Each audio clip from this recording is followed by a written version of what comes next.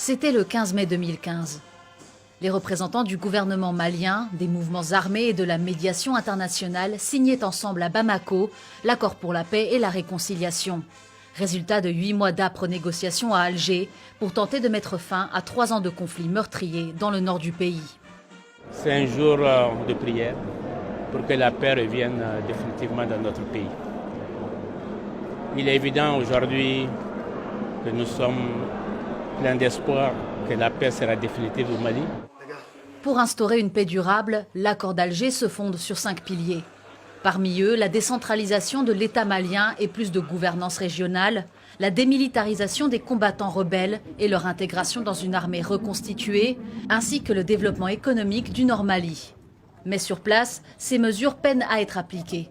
En plus des crises politiques et de 2 coups d'État militaires, Bamako et les groupes signataires s'accusent mutuellement de ne pas respecter les accords et d'alimenter les violences et exigent de nouveaux compromis.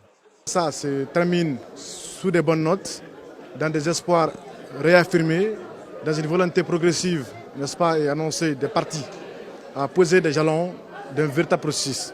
Le gouvernement du Mali, les partis, ont une fois de plus réitéré l'engagement à œuvrer pour la mise en œuvre intégrale et consensuelle de l'accord pour la paix et la réconciliation. Ceci est un message clé et fort, mais nous attendons des actes. Jeudi dernier, la quasi-totalité des groupes armés ont dénoncé l'absence persistante de volonté politique de la junte au pouvoir et suspendu leur participation à l'accord d'Alger. Ils demandent également une réunion d'urgence en terrain neutre pour reprendre les discussions.